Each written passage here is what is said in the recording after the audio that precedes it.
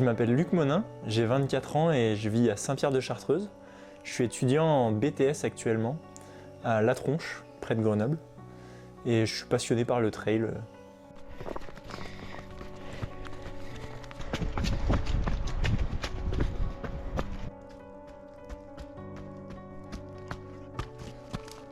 Ok, sport de ma jeunesse. En 2023, je m'inscris sur un coup de tête avec un copain, à un trail à Montferrat, au Resto du Cœur. C'était pas de phrase. Petite course de 7 km et je gagne. Et là, bam, je me dis, bah ouais, j'aime bien en fait. Et voilà. Alors jusqu'à maintenant, la course où j'ai le plus performé et j'ai été le plus content de moi-même, ça a été le Festi Trail de Red Light, donc à Saint-Pierre-de-Chartreuse sur mes terres. C'était un 16 km pour 800 de dénivelé, si je dis pas de bêtises. Et je suis arrivé premier, donc je m'y étais bien entraîné et c'était un bel objectif de finir premier ici à la maison, chez moi, devant ma famille et mes amis.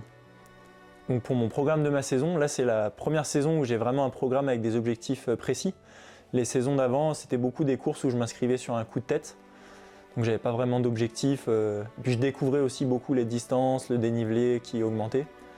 Donc c'était pas vraiment d'objectif précis. Et sur cette saison-là, si je me suis fixé un objectif clair, ça va être le Grand Duc, qui est ma plus grosse course que j'ai jamais courue encore. C'est un 72 km et un 4600 de dénivelé.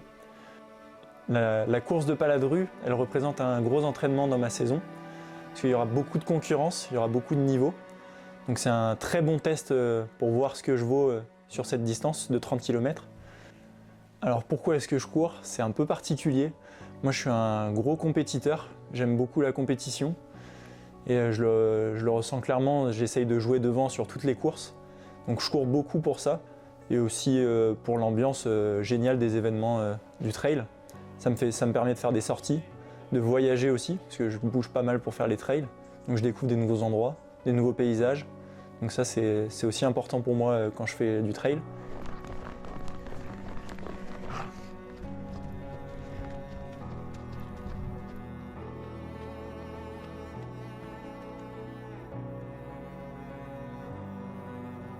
Pour les courses objectifs que je rêve de faire, forcément il y a toutes les courses super connues, comme l'UTMB, la Diagonale des Fous. Après, à mon échelle, en ce moment, je me concentre surtout sur les grosses courses de Chartreuse. Donc là, c'est vraiment le Grand Duc. C'est la plus grosse course de Chartreuse. Donc je vais la faire cette année, donc c'est vraiment déjà un bel objectif. Alors mes proches, ils sont très impliqués dans ma passion pour le trail, ils m'encouragent beaucoup. Ils essayent beaucoup de venir me voir sur les courses du coin. Donc forcément, moi, ça me touche, ça me donne de l'importance et j'ai envie de performer pour eux quand je les vois sur les bords des sentiers.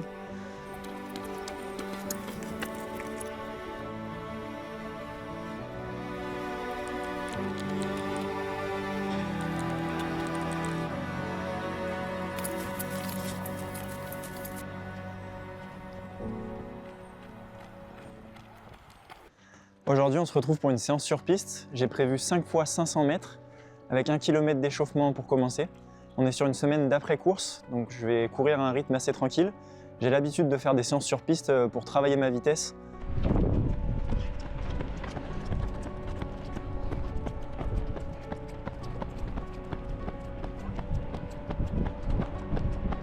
Moi c'est Amy, je suis la sœur de Luc et je suis étudiante à Grenoble. Voilà. J'ai très peu de souvenirs de Luc qui ne bouge pas. Il est assez hyperactif, il a toujours fait beaucoup de sport. Il m'a beaucoup emmené faire du sport avec lui parce qu'il n'avait pas de petit frère, donc j'ai fait office de petit frère. Je pense qu'il y a une adrénaline qui le pousse à toujours vouloir aller plus loin et à gagner. Je parlerais presque d'addiction au sport, ce que ça déclenche, le sport, à haut niveau. Et je pense qu'il est assez sensible à cette sorte de drogue. Pour l'encourager, bien sûr, j'ai envie qu'il réussisse, qu'il atteigne ses objectifs. Donc on va forcément rester derrière lui. J'aimerais bien plus assister à ses courses, être un soutien plus présent. Tout en le conseillant de faire attention, d'y aller doucement, de prendre quand même du repos parce qu'il a tendance à en faire trop vite. Mais on va le soutenir, ouais.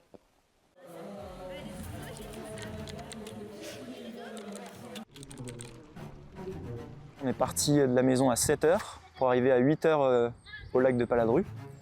On allait chercher les dossards. Et ensuite, petit échauffement, et ensuite je me suis aligné sur la ligne de départ. Donc 2 semaines avant le trail de Paladru, j'ai eu un petit souci au genou. Donc j'ai eu une petite gêne dans le genou. Ça m'a fait très peur. Du coup, j'ai posé toute une semaine sans courir du tout. Je me suis beaucoup massé, beaucoup étiré. J'ai 2 gels, 2 pâtes de fruits. Même avec ce petit gène sur le genou, je voulais quand même essayer de faire un top 10. J'avais regardé à peu près les temps de l'année dernière. Ça tournait autour de 2h30, donc c'était ce que je m'étais fixé. Alors pour me présenter, Hugo Ferrari, je suis le speaker du Trail du lac de Paladru depuis 2017. Mais c'est un événement qui est organisé depuis 2015, ce Trail du lac de Paladru. Il a grossi un petit peu au fil des années de manière assez raisonnable et aujourd'hui il est même sur 2 jours. Et le niveau des participants, il est assez hétérogène chaque année puisque parfois on a la chance dans cette région d'avoir des coureurs de très bon niveau qui viennent compléter un petit peu leur préparation. Certaines années non, donc ça change vraiment d'une fois sur l'autre. Là par exemple on vient de donner le départ du 32 km et j'ai repéré 2-3 très très bons coureurs régionaux. C'est pas des internationaux mais c'est des gens qui vont très vite.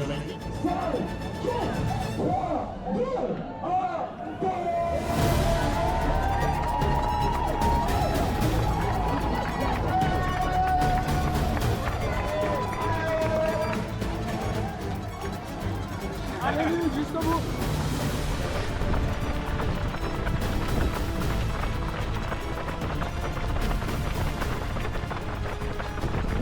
Donc sur ce début de course, je me sens super bien, j'arrive à pas partir trop fort, donc je suis super content. Au kilomètre 12, le bilan il est simple, c'est que je me sens très très bien et je suis prêt à affronter tout le reste de la course.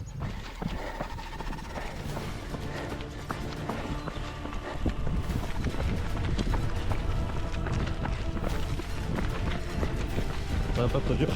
Ah, moi je suis bien. Très bien. Je sais pas combien je suis.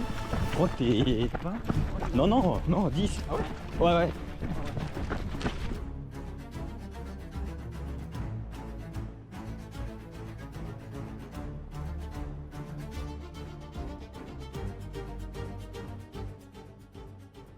Donc juste avant d'arriver au premier ravitaillement, j'imagine que je suis autour de la 20e place. On m'annonce que c'est pas le cas, que je suis autour de la 10e place. Donc je suis un peu surpris parce qu'il y avait du monde devant moi. Donc il y a sûrement eu des abandons ou alors des erreurs de comptage devant moi. Donc je me détourne pas de mon objectif, je reste concentré sur mon allure. Du premier ravitaillement au deuxième ravitaillement, ça va être une longue ligne droite, quelques petites collines, mais c'est très léger. J'arrive à bien dérouler sur cette portion. J'arrive à bien tenir mon allure aussi. Donc jusqu'au kilomètre 20, je me sens encore très très bien. Avec nous.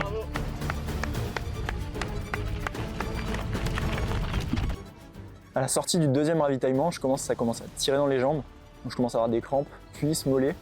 C'est très léger, mais il y a des petits pics que je ressens et je sens que ça va peut-être lâcher sur la fin de la course. Ressenti? Il y a un tout début de crampe. Il est beaucoup plus. Ton genou?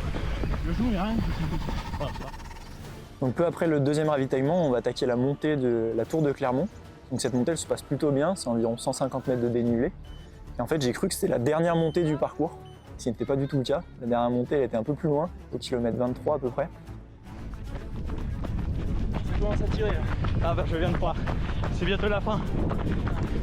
J'ai déjà fait plus des 2 tiers.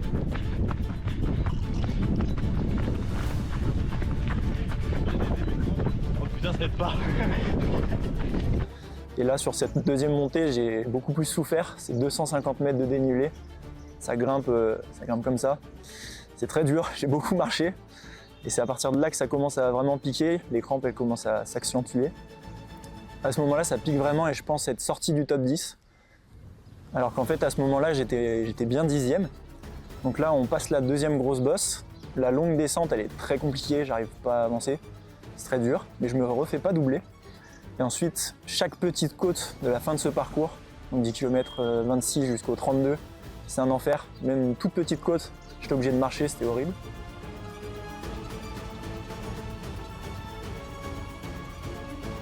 On arrive enfin sur la dernière descente, donc il me semble que c'est environ 4 km de descente. C'est très compliqué aussi, j'avais prévu de courir aux alentours de 4 km. J'y suis pas du tout, je suis autour de 4,50 voire 5. On a vu ça. La fin de la montée, elle l'a tapé.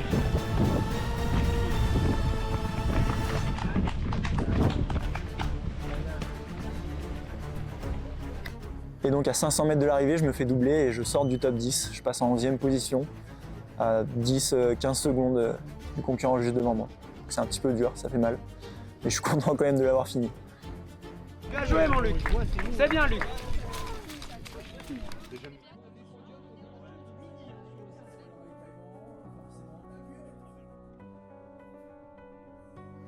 Je finis donc ma course en 11e position en 2h32. Donc j'ai un petit peu raté mes deux objectifs. Mon premier objectif c'était de finir top 10. Donc là je suis 11e, je le rate de peu. Et le deuxième objectif c'était de faire 2h30 voire en dessous. Donc je le dépasse de 2 minutes. Je garde quand même des points positifs à cette course, tout n'est pas à jeter. Je suis très content de mes 20 premiers kilomètres que j'ai su parfaitement gérer aux allures que j'avais prévues. Je me suis bien hydraté, je me suis bien alimenté.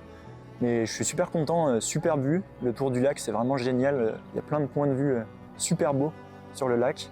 Il y avait une super ambiance, j'ai vraiment adoré faire ce trail en dehors de ma souffrance sur les 12 derniers kilomètres. Donc là, pour la suite de ma saison, j'ai prévu une très grosse course qui s'appelle le Grand Duc. Donc c'est 72 km et 4600 de dénivelé. Donc ça va être très costaud, parce que là, sur 32 km, je commence à cramper. C'est pas bon signe, donc il va falloir que j'accentue mes sorties longues.